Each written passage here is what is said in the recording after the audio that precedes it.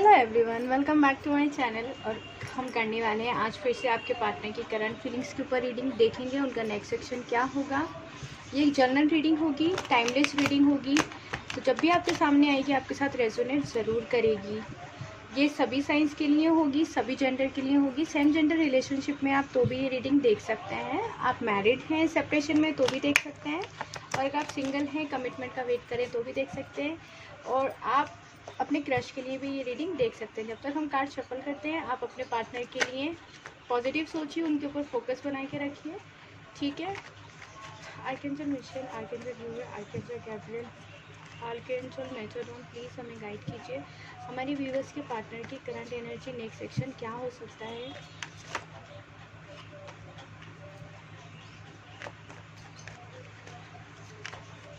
अंदर हमें divinely guide कीजिए। हमारे व्यूअर्स के पार्टनर के लिए करंट एनर्जी और नेक्स्ट सेक्शन क्या हो सकता है उनके पार्टनर का।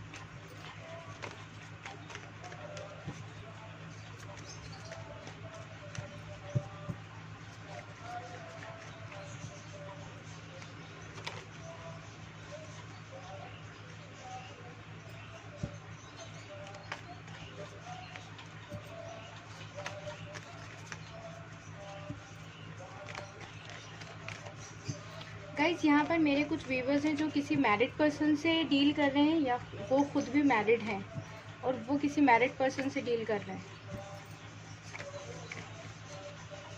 हो सकता है आपको या उनको एक बेबी हो, या आप दोनों को एक एक बेबी हो सकता है।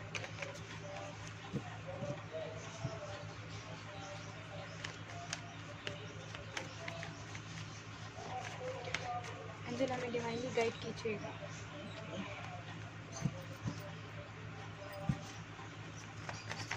एंजल हमें डिवाइनली गाइड कीजिए। हमारे व्यूअर्स के पार्टनर की करंट एनर्जी नेक्स्ट सेक्शन क्या हो सकता है।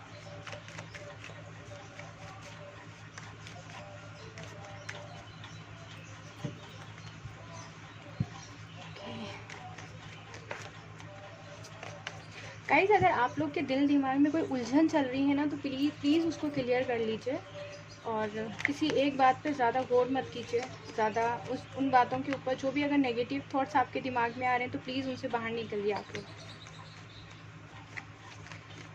मैं आप लोग को ज़्यादातर रीडिंग्स में, जबकि शायद हर ही रीडिंग में बोलती हूँ आपको कि आप लोग को सेल्फ लव करना है।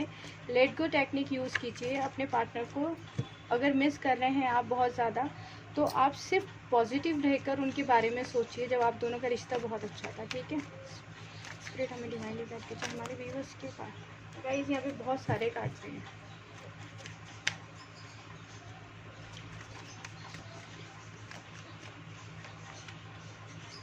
ओके,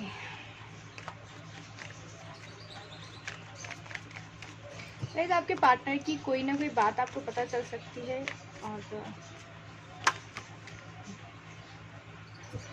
पता नहीं, बार बार ना ये दो कार्ड्स तो बहुत ज़्यादा आते हैं रीडिंग में, द हाई प्रीस्टेस और 9 ऑफ कप्स।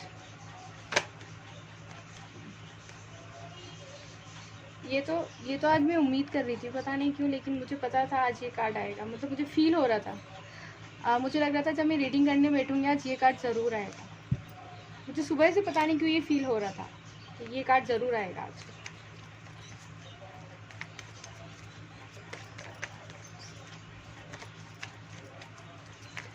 स्पिरिट हमें डिवाइनली गाइड कीजिए। एक और कार्ड चाहिए हमें प्लीज़ बताइए हमारे व्यूअर्स के पार्टनर की। ओके, ठीक है, क्वीन ऑफ पेंटिकल्स।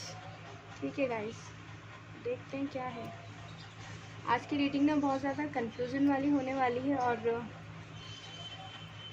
मैं कभी नहीं चाहती हूँ मेरी रीडिंग में ना कोई भी नेगेटिव कार्ड आए, लेकिन चलिए आज नेगेटिव कुछ आया भी है ना, तो देखते हैं उसके बाद का क्या रिजल्ट रहता है, ठीक है।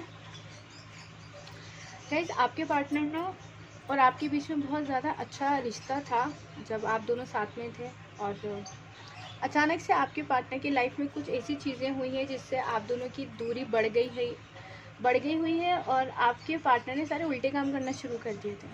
सारा कुछ उल्टा बोले तो आपने जो उम्मीद नहीं की होगी ना वो सारे काम, लेकिन अब वो उन सारी उल्टी चीज़ों को सोच रहे हैं बहुत ज़्यादा, उनकी बुद्धि खुल रही है।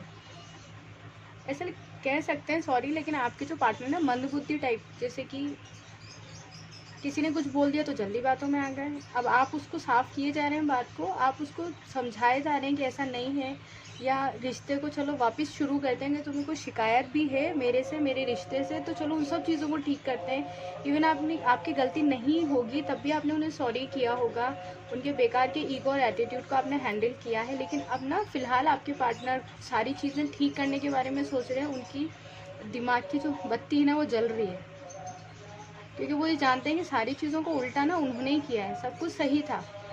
वो खुद भी अब इस चीज़ में फंस गए हुए हैं। पता नहीं, इस एक कार्ड से मुझे बहुत सारी एनर्जीज फील हो रही है।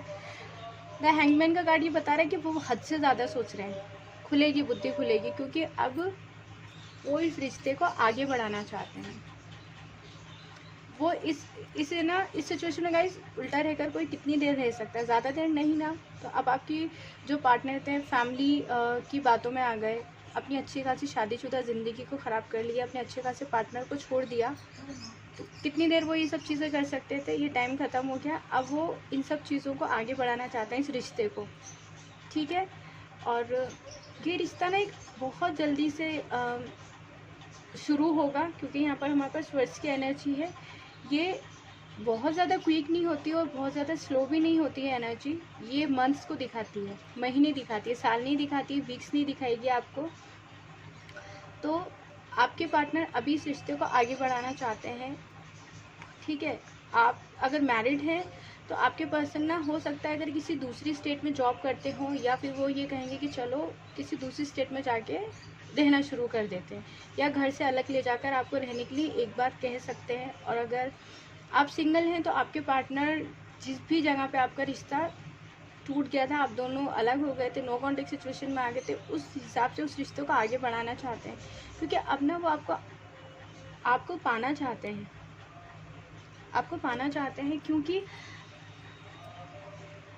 इस सिचुएशन में आप ज़्यादा देर रह नहीं सकते। थर्ड पार्टी के साथ उनका हिसाब किताब बहुत अलग हो गया हुआ है। और वो अगर ज़्यादा दिमाग लगा रहे थे ना आपके पार्टनर, क्योंकि बहुत ज़्यादा मुझे आप लोग के पार्टनर ना फोक्स माइंडेड लगते हैं, बहुत ज़्यादा सोचना, बहुत ज़्यादा एक चीज़ को लेकर अपनी चलाना, इस तरीके की मुझे एनर्जीज आ रही है। तो अब आपको ना वो कहीं लेकर जाना चाहते हैं, इस रिश्ते को शुरू करना चाहते हैं वापस से।